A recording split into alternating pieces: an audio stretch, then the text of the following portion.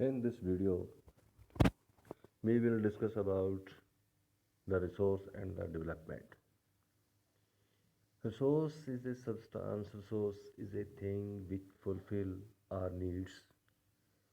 In our surrounding, there are so many resources is there. Your pen, your pencil, your even television, all our objects around us is known as resource.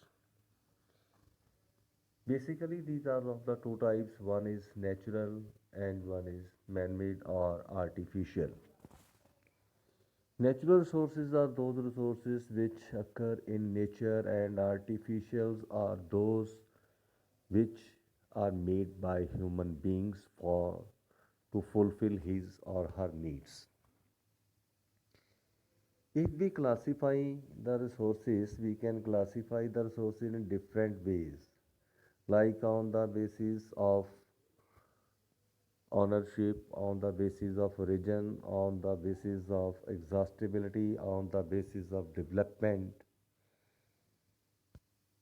In this way, if we classify the resources on the basis of origin, it is of two types. One is biotic and second is abiotic.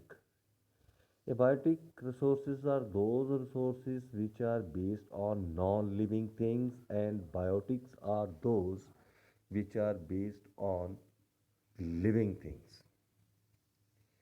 In the same way, if we classify the resources on the basis of exhaustibility, it is of again two types. One is renewables and second is non-renewables. We can say some resources are exhaustible and some resources are non-exhaustible. The resources which we get instantly, like sun energy, like wind energy, like water, forest, all these resources falls in the category of renewables. And the non-renewable sources are those resources which occur after a long period of time, and if once exhausted it cannot be replaced instantly because it take long period of time. These are the fossils. These are the fossil fuels buried under the earth from a long period of time in the absence of sunlight and in the absence of air, in the absence of other climatic conditions. Under the anaerobic respiration reactions, these converted into the fossil fuels. On the basis of ownership, we can classify the resources in individual, in community, in national and international level. Individual resources are those which belong to one individual, and community resources are those which belongs to community. In the same way, the national resources in which the national resources and international is also there. Seawater, glaciers falls in the category of international resources.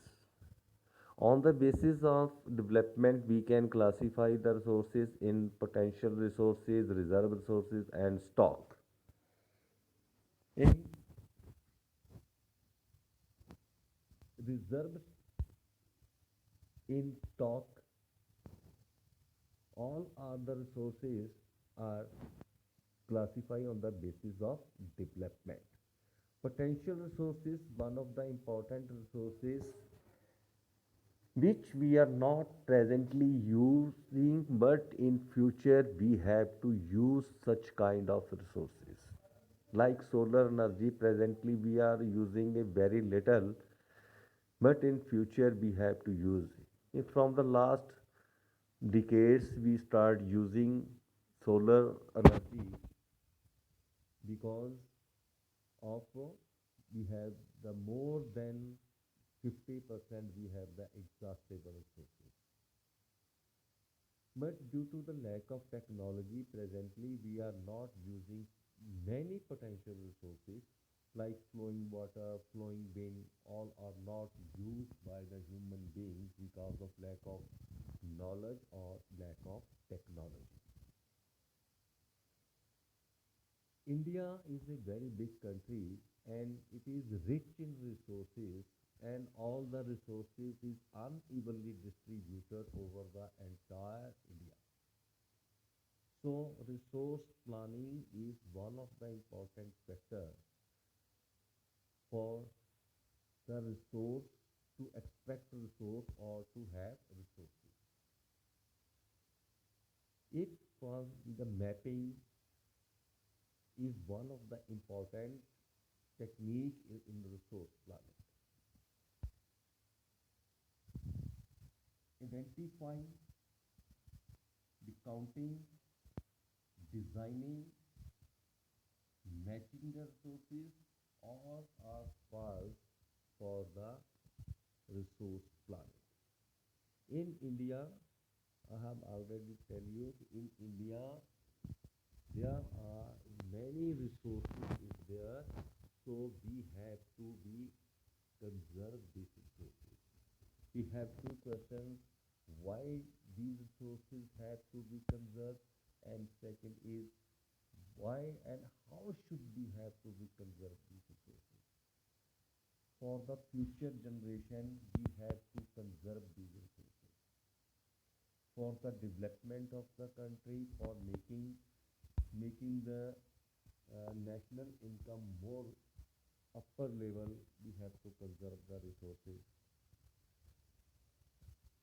If per capita income, the national income become rich, it means there is a rich in resources, because the resources are the mainstay of economy of any country.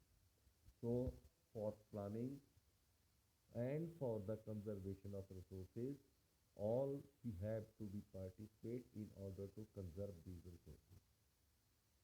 But with the passage of time, these resources are consumed by human beings recklessly.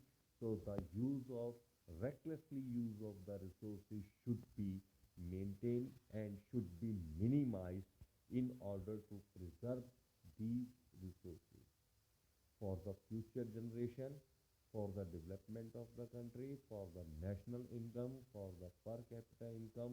All these resources should have to be conserved. These resources can be conserved by deforestation is one of the important factor responsible for the consumption of the resources. We should have to minimize it. And many more factors: overgrazing should be minimized, over irrigation should be minimized, and there are so many factors which are responsible for the overuse of resources. So the overuse of resources should be minimized. If we say it should be banned, it should be stopped, it should not possible. We can just minimize the overuse of these resources. This is this chapter is in the two parts. I have explained first part, and in next video you will get the